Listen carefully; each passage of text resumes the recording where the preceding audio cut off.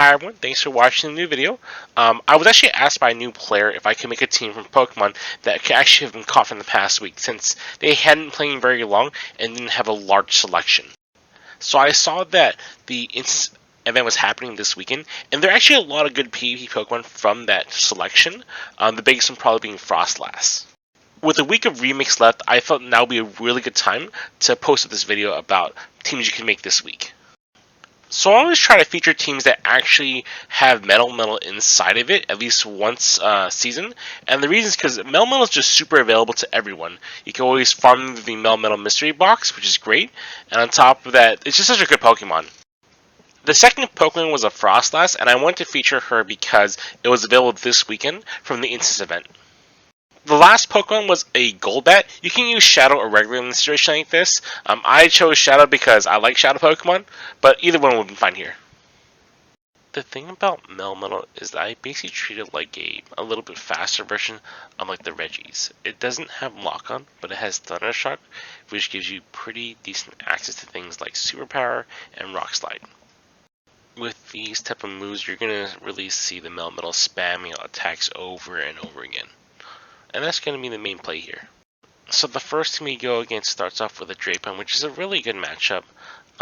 The crunches do hurt a lot, but you can go ahead and Rock Slide it pretty easy to get a lot of good neutral damage. And then you can Superpower to finish it off if you need to save some energy.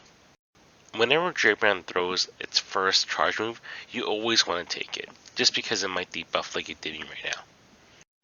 In 20 turns, I will have 2 charge moves ready to go, so I go for a Rock Slide first, and I'm actually going to go for a Superpower to save some energy and really put some pressure on. After the Superpower, I switch out into Golbat. Golbat's still at full health, so it can actually really easily take this crunch, but the reason why I chose Golbat is because I want to make sure that he can't farm me down. Additionally, I want to play my opponent in a position where he doesn't really want to actually switch out, so that I have a better switch lock timer on them when I come back out. If they switch into Noctowl here, which is fine, I'm just going to really throw as many Poison Fangs as possible without actually taking out the Noctowl. When Noctowl takes out my Golbat, I'm actually going to bring my Melmetal back in to try to farm out as much energy as possible. The important thing about swapping is that if you're going to lose the swap, you want to make sure that you can revenge farm and go ahead and get as much farm as possible on the Pokemon that you're about to bring out. Over here there were 2 Poison Fangs on this Noctowl, and I'm actually going to really dedicate to the farm it down because I want to make sure that whatever comes out has to deal with a fully loaded Melmetal. Right now I have 2 Superpowers ready to go and almost 2 Rock Slides. Since they bring out Meganium, I'm going to start off with a Rock Slide first, and then I'm going to charge a little bit more energy and then go for the Superpower. Now they're actually able to catch the Superpower on the Drapon, which is actually not that bad for me. I go ahead and get a little more energy on my Melmetal and switch it over to Froslass. In this position, I can do enough fast move damage that I can bring into Superpower range. The Avalanche that I have over here is actually going to go ahead and take away the one shield that I so desperately need to get rid of. Now at the moment, Meganium isn't really in a position to farm me down because of the Powder Snow damage, so it has to actually throw here or it will go down to either Powder Snow or an Avalanche. At this point, the Melmetal I have only required 1 fast move to get to Superpower or Rock Slide. With this attack, it's going to go ahead and finish game 1. I think the one play I could have done differently in that game was actually charging up the Superpower before I switched into Froslass. I think if I did that, I would have guaranteed a win because Melmetal wins CMP tie against Meganium.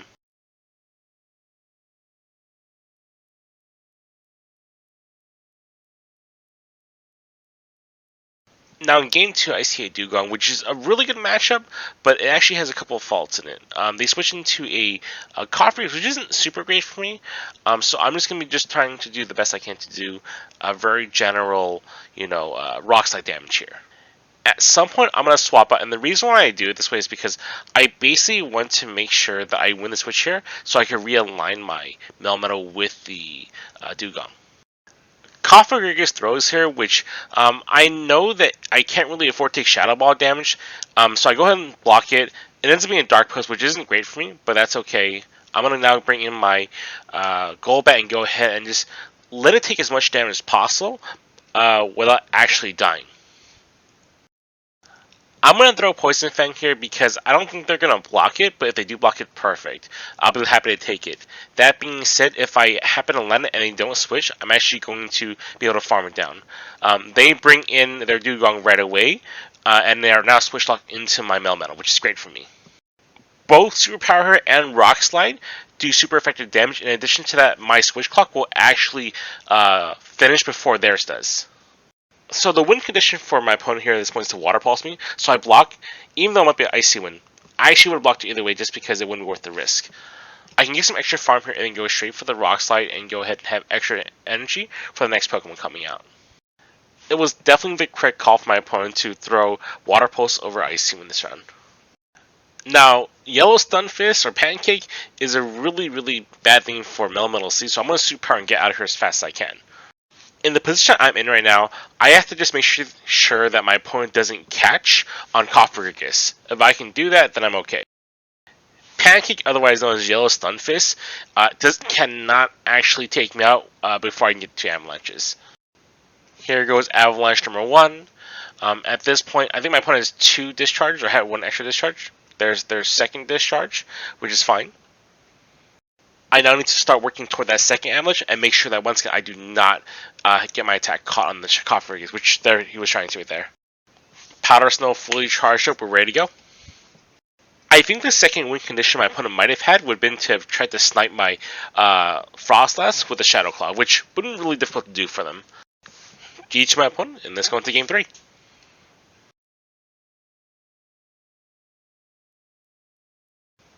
In Game 3, I met up with a Gfisk. That's actually a really rough matchup.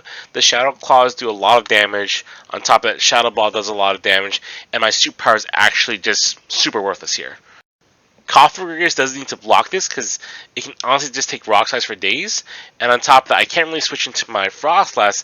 And even my Golbat isn't very good here. The plan at this point is basically to bring the Gfisk down to farm down range by just spamming these Rock Slides. With a second Rock Slide, I'm really hoping they don't block it and I can farm it down with Golbat. When then taking the second Rock Slide, I bring in Golbat.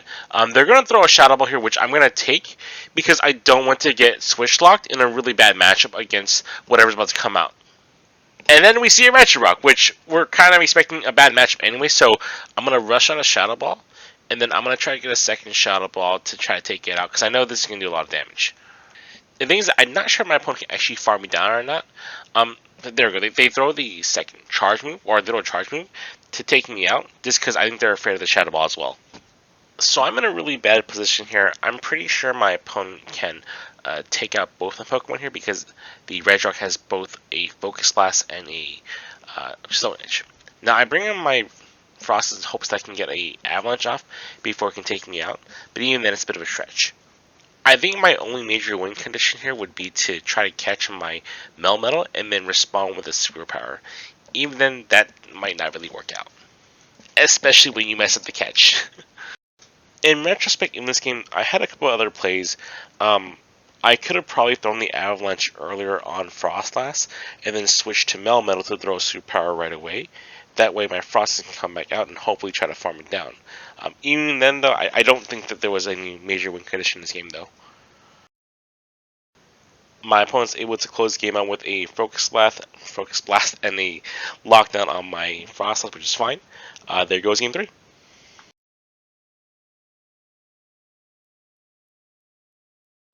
So in game 4, my opponent brings out a Register, which you have to play a little differently from Regirock, because you can't farm down a Register easily, because Power Stone doesn't really affect it.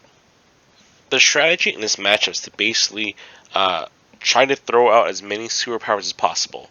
If you do that, you might be in an okay position. My opponent throws a charge move here. I'm not sure what it is. Either way, I have to block it just in case. In this case, it was a Focus Blast, and that's going to be fine. They switch into a Politoed, which is great for me. I'm going to switch right away and then bring out my Golbat. The Golbat's job here at this point is to literally just throw Poison Fangs. If I don't kill the Politoed, that's okay. If I can kill it, that's okay too. It doesn't really matter. My opponent throws their first Weather Ball here, which is fine. It can't really do a lot of damage with Mud Shots because it's a flying type.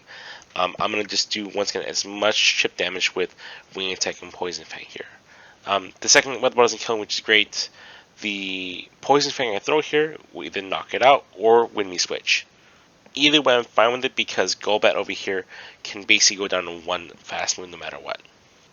Even though I lost, which I can actually bring my Melmetal back to go ahead and just farm it down over here, I can take this Weather Ball without any difficulties because it won't kill me, and I can just have 2 Superpowers ready for the next Pokemon.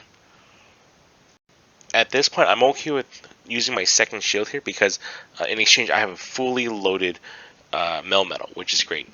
Not a lot of things can survive the Superpower or deal with rock slide damage all day long, which is nice. My opponent brings back out the Registo, which I actually panicked Superpower here. I probably should have waited longer and got just a little more energy, but it didn't really matter that much because I actually was full in energy at that point. Out comes Pelipper, which is actually super good for me because I'm not taking a lot of wing attack damage. So I'm basically going to charge up to a charge move and then switch out to Froslass. The reason why I do this is because I want to make sure that once I don't get farmed down, but on top of that I want to make sure that the Froslass has the ability to take one shield down, and then my Melmetal will have full clearance to be able to start a Rock Slide and win the game. With the shield down, I have this game locked in the bag. They're going to Weather Ball here, which is fine. My Frost will go up, but my Melmetal will win CMP tie against the Pelipper. And there goes game 4. In retrospect, I might have actually tried to go for a CMP tie with the Pelipper, so they will be energy dry against the Froslass. Either way, it would have the same result though.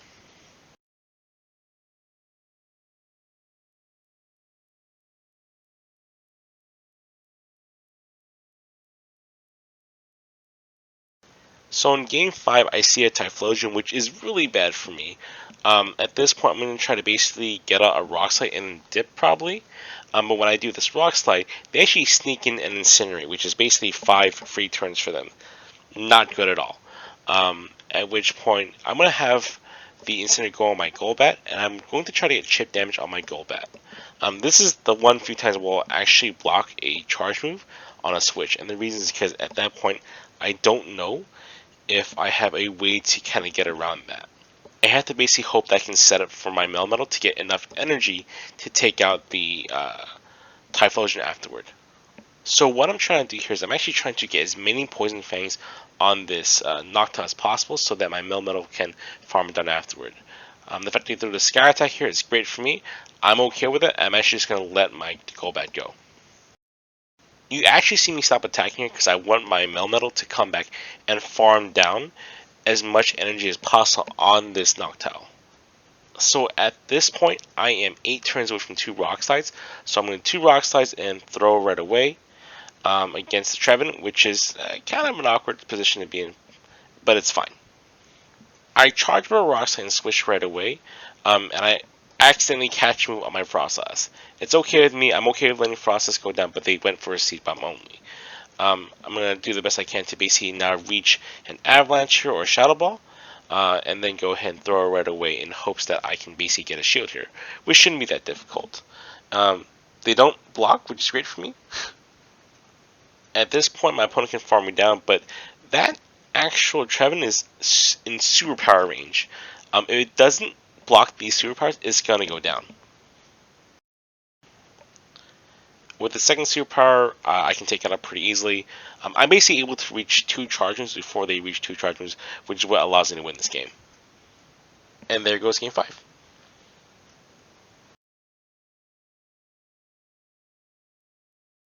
I wish I could have gotten a 5-0 with this team, but I quickly found out after building this team that this team is pretty weak to the Reggies, which I saw a lot of. I think this is the only set that I actually played where I saw a lot of Reggie Pokemon. Usually they're not super common, but hey, that's sometimes what happens in the Battle League. If you enjoyed the video, give me a like and subscribe. Other than that, I wish you the best luck on the Battle League.